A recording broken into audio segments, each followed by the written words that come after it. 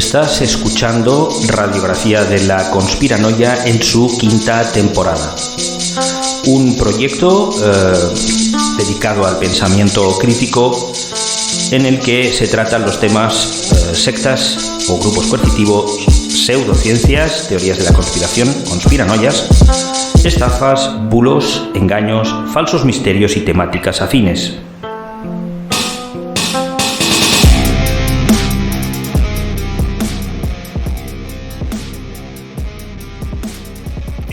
El tema de la acupuntura, del latín pinchazo con una aguja, suscita más susceptibilidades que la homeopatía y en parte lo hace por el hecho de estar mucho más revestida de técnica y de método. Aún más cuando se ha dicho que resulta eficaz contra el dolor y que se pueden realizar intervenciones quirúrgicas sin mayor apoyo anestésico que las agujas. Médicos en todo el mundo ensalzan sus beneficios e incluso algunas organizaciones y colegios se lanzan a proclamar que la misma Organización Mundial de la Salud avala esta técnica supuestamente milenaria. ¿Pero todo esto es cierto? ¿Así, tal y como lo indico? ¿Es realmente la acupuntura una técnica milenaria que habría sobrevivido a los siglos debido a su maravillosa eficacia? La acupuntura no es una terapia milenaria, como ya hemos visto anteriormente. A lo sumo, y para ser precisos, podemos decir que es centenaria, ya que los primeros textos europeos hablando de ella, como método más o menos parecido al actual, se remontan al siglo XVII. Digo más o menos parecido al actual. Desde luego, lo de milenaria nada. Si te interesa esto, pues consulta los capítulos anteriores de esta miniserie. Su segunda irrupción en Europa debemos fecharla a mediados del siglo XIX, momento en el que empezó a manifestarse como un acto mágico de curación entre las clases más aposentadas de Inglaterra y Estados Unidos. Antes de todo esto, en China no existía una sola medicina tradicional china, sino múltiples prácticas chamánicas, supersticiosas y brujeriles que, como veremos, se unificaron artificialmente. También hemos hablado de que hay dos definiciones que obedecen al concepto medicina tradicional china. Una es este conjunto, este compendio de prácticas chamánicas, supersticiosas y brujeriles, y otro muy distinto es la medicina tradicional china, que es un nombre que le impuso el gobierno de Mao. Algo que construyeron ellos, basándose sí en estas prácticas chamánicas, supersticiosas y brujeriles, pero con unas connotaciones e intenciones que ahora veremos. El primero en acuñar el término en Occidente fue el cirujano general de la Compañía Neerlandesa de las Indias Orientales, que publicó el libro De Acupuntura en 1683. A finales del siglo XIX, el público británico, en especial el londinense y también el norteamericano, había perdido el interés por aquella maravilla de curar dolencias clavando agujas, y así permaneció el fenómeno hasta mediados del siglo XX. La necesidad de recuperar esta técnica no se debió a su eficacia ni al interés de las clases burguesas por ningún exotismo oriental, si bien esto último fue un factor decisivo a la hora de convertirlo en un producto atractivo que desembarcó definitivamente en Estados Unidos en la década de los 60 del siglo XX. En la década de 1950 y ante el atraso económico de China, Mao Zedong se propone el gran salto adelante y en 1966 comienza la denominada Revolución Cultural, que acaba con la mayoría de intelectuales, pensadores y científicos del país. No me extenderé con el tema de la Revolución Cultural, pero sí hay que tener en cuenta que es un tema crucial en el asunto de la creación totalmente artificial de la acupuntura tal y como se entiende hoy, sobre todo de la medicina tradicional china, tal y como la conocemos hoy. Insisto. Al iniciar el movimiento en mayo de 1966, Mao pronto llamó a los jóvenes, en particular a los estudiantes, a enfrentarse a lo viejo, a lo antiguo, y proclamó que la rebelión estaba justificada. Para eliminar a sus rivales dentro del Partido Comunista de China y en las escuelas, fábricas e instituciones gubernamentales, Mao acusó que elementos burgueses se habían infiltrado en el gobierno y la sociedad para restaurar el capitalismo.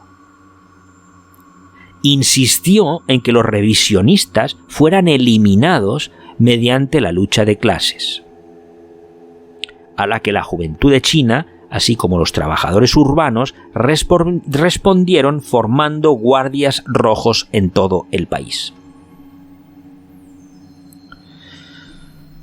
Estás escuchando Radiografía de la Conspiranoia, un proyecto con el que publico un podcast cada semana, los miércoles, y al menos durante esta quinta temporada va a ser pues un podcast en lugar de un podcast y un artículo. Y en estos podcasts voy a hacer lo que hacía antes. Voy a hablar sobre sectas, pseudociencias, conspiranoias, estafas, bulos, engaños, falsos misterios y temáticas afines bajo el prisma del pensamiento crítico. Si quieres acceder a los artículos anteriores y a todos los podcasts, puedes visitar radiografiadelaconspiranoia.wordpress.com, radiografiadelaconspiranoia.wordpress.com, y allí podrás consultar todo lo que te apetezca. Puedes encontrarme además en ebooks, Spotify, Google Podcast, archive.org o YouTube, y dejo todos los enlaces en la descripción del podcast. Te recomiendo también que te suscribas tanto al blog como al podcast para estar al tanto de las novedades y de los nuevos trabajos que voy subiendo. Esta voz que te habla, pertenece a Cesc Fortuny Fabré, un servidor. La mayoría de los guardias rojos fueron estudiantes. Existieron múltiples criterios para alistarse, tales como el buen comportamiento político, u origen social, con los niños de las 5 categorías rojas, con la expulsión de las personas pertenecientes a las 5 categorías negras, etc. Habiendo compilado una selección de los dichos de Mao en el pequeño libro rojo, que se convirtió en un texto sagrado para el culto a la personalidad de Mao, Lin Biao, vicepresidente del PCCH, fue incluido en la Constitución como sucesor de Mao, y en 1969 Mao sugirió el fin de la revolución cultural. Sin embargo, la fase activa de la revolución duraría al menos hasta 1971, cuando Lin Biao, acusado de un fallido golpe de Estado contra Mao, huyó y murió en un accidente aéreo. En 1974, la Banda de los Cuatro llegó al poder y la revolución cultural continuó. Después de la muerte de Mao y el arresto de la Banda de los Cuatro en 1976, la revolución cultural finalmente llegó a su fin. Los intelectuales fueron ampliamente perseguidos.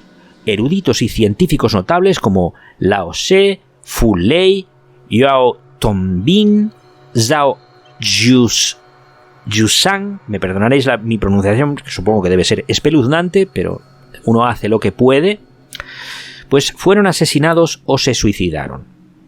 Se cerraron escuelas y universidades y se cancelaron los exámenes de ingreso. Más de 10 millones de jóvenes intelectuales urbanos fueron enviados al campo en la operación denominada Movimiento para Bajar al Campo. Como resultado del pensamiento antiburgués durante la Revolución Cultural, Mao Zedong declaró que ciertos jóvenes urbanos privilegiados fuesen enviados a áreas montañosas o a aldeas agrícolas para aprender de los trabajadores y campesinos allí. En total, aproximadamente 17 millones de jóvenes fueron enviados a áreas rurales como resultado del movimiento, lo que significó en muchos casos y entre otras cosas el abandono de sus estudios. Todo esto que estoy contando es importante para entender cómo fue que se creó la medicina tradicional china. No me interesa a mí hablar, o sea, no es que esté intentando desmontar el movimiento de Mao, ni el Partido Comunista Chino, que a mí todo esto me da igual.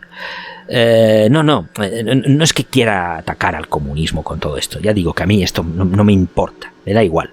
Pero sí creo que es importante sentar estas bases, hablar de todo esto, porque esto es el caldo de cultivo para entender cómo, en qué situación, por qué se creó la medicina tradicional china. Y sin entender todo esto no se entiende el por qué se creó, porque se creó artificialmente. Y digo todo esto porque en este contexto histórico que acabo de contar, hay que entender la necesidad de dar asistencia a un enorme bloque social, pero con la deficiencia en cuanto a profesionales de la medicina. Porque recordemos que se había exterminado literalmente a eruditos y científicos notables. Y que a los jóvenes que estaban estudiando y que podían haber dado respuesta a todo esto, tampoco se les dejó terminar de estudiar porque se les desplazó al campo. Por una cuestión ideológica. Así que Mao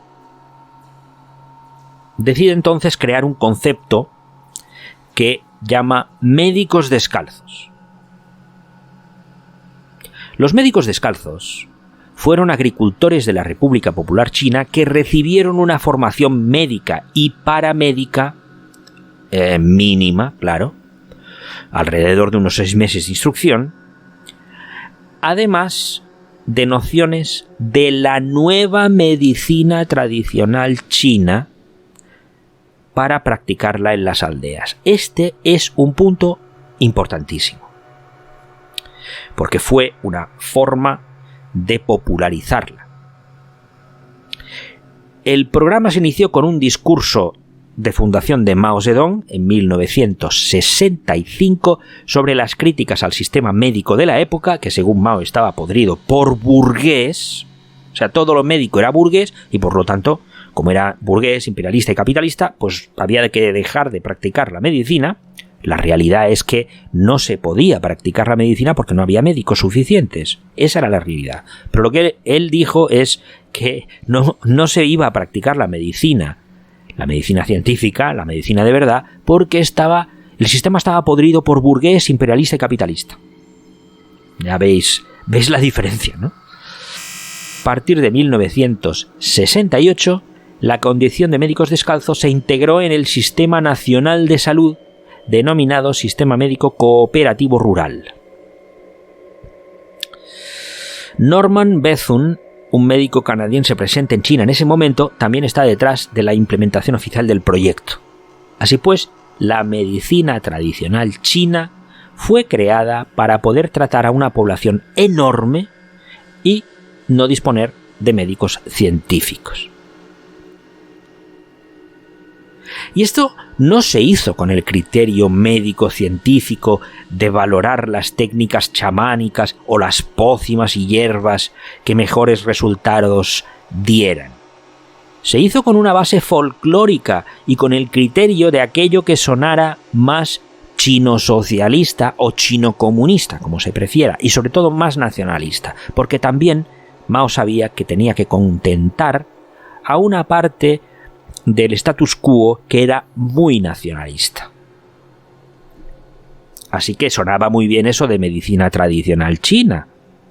Y sonaba muy bien eso de la medicina científica no, que es burguesa y es de fuera, es capitalista, porque lo capitalista es externo y lo tradicional es de aquí. Esa era la idea, ¿eh? En 1970, Henry Kissinger y Mao Zedong deciden descongelar sus relaciones entre Estados Unidos y China. En julio de 1971, el periodista del New York Times, James Reston, sufrió apendicitis mientras visitaba China con su esposa. Después de que le extirparan el apéndice mediante una cirugía convencional, porque había médicos, claro, había médicos científicos en China. Mao Zedong, sin ir más lejos, se trataba con médicos científicos. Él no quería que lo trataran los médicos tradicionales chinos. Así se fiaba él de ese método, claro. Pues bueno, lo habían intervenido a James Reston de una apendicitis en el hospital antiimperialista de Beijing. Durante el posoperatorio, este hombre sufrió, al parecer, de gases, algo que es muy común y que suele remitir sin necesidad de tratamiento alguno. Pero, para mitigar las molestias, presuntamente, le practicaron acupuntura.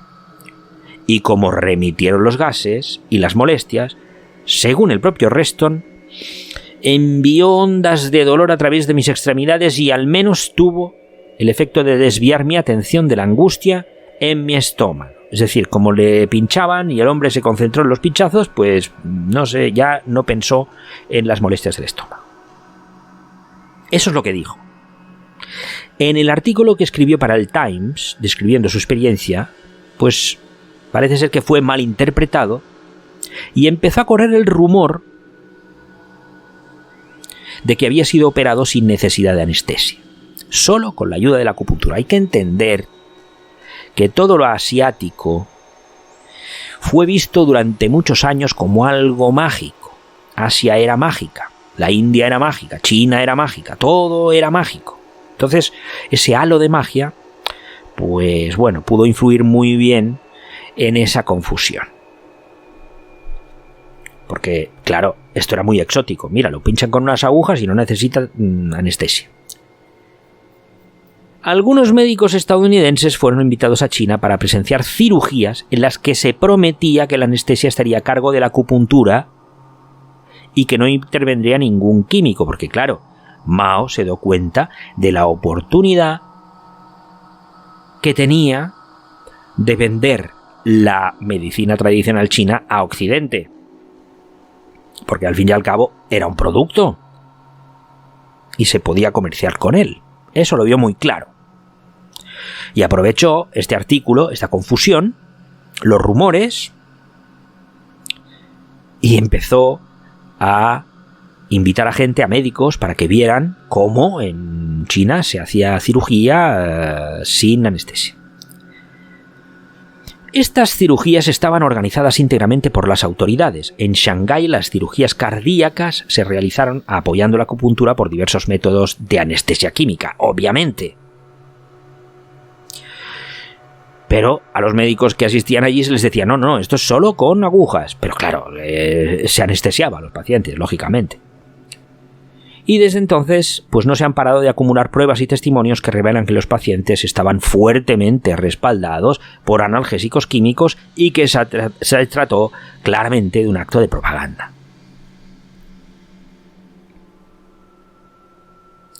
En 2006, un documental de la BBC llamado Alternative Medicine filmó a un paciente sometido a cirugía a corazón abierto, presuntamente bajo anestesia inducida por acupuntura, que más tarde se reveló que había recibido un cóctel de 3 poderosos sedantes, así como abundantes inyecciones de un anestésico local en la herida. Como he dicho antes, Mao jamás se trató con medicina tradicional china, porque no creía en ella, y su médico personal, Li Zhisui, que era médico científico, decía que Mao solía decir, aunque debemos promover, la medicina tradicional china, personalmente yo no creo en ella y yo no me trato con medicina tradicional china. Esto lo dijo y lo escribió Li Zhisui como testigo de Mao.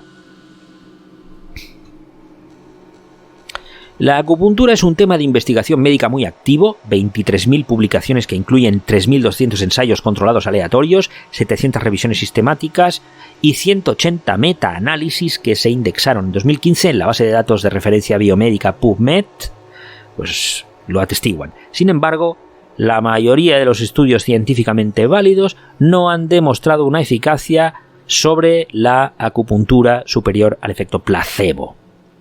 También debe tenerse en cuenta que muchos estudios o revistas sobre el tema, particularmente en Asia, están sesgados, como ya dije en el artículo, en el episodio anterior de esta miniserie.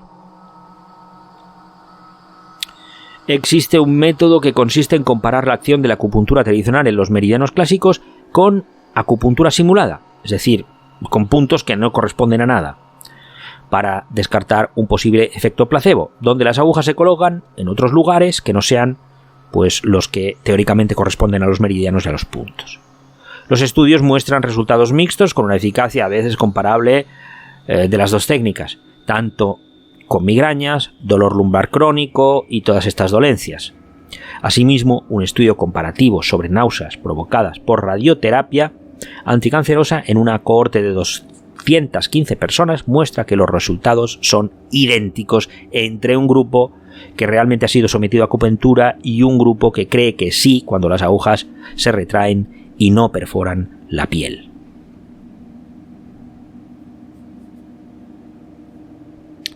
La acupuntura es una técnica delicada y, como ocurre con cualquier procedimiento paramédico, cualquier mal uso puede tener efectos nocivos. Cuando se dice que la acupuntura no puede causar ningún daño, es falso. Puede causar daños. Este es el caso, por ejemplo, si las agujas no son estériles, no están adecuadamente esterilizadas, pues puede haber infecciones locales. Si se aplican en áreas sensibles, se pueden provocar irritaciones, se pueden provocar problemas. Pero hay complicaciones todavía más graves. La más común de estas complicaciones graves es el neumotórax. En 2010, un estudio identificó 201 pacientes que padecían neumotórax después de una sesión de acupuntura entre 1989 y 2009 en China, de los cuales 4 casos habían sido mortales.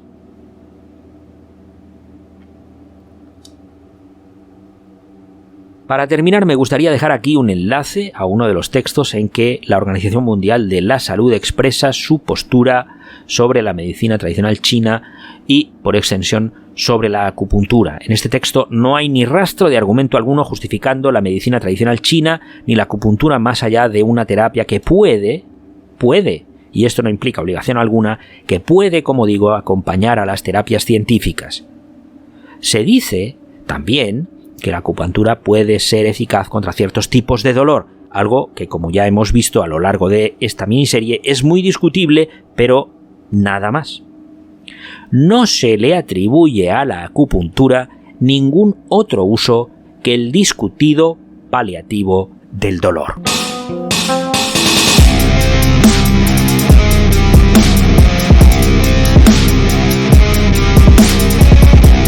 Acabas de escuchar Radiografía de la Conspiranoia en su 5ª temporada con Cesc Fortuny Fabré.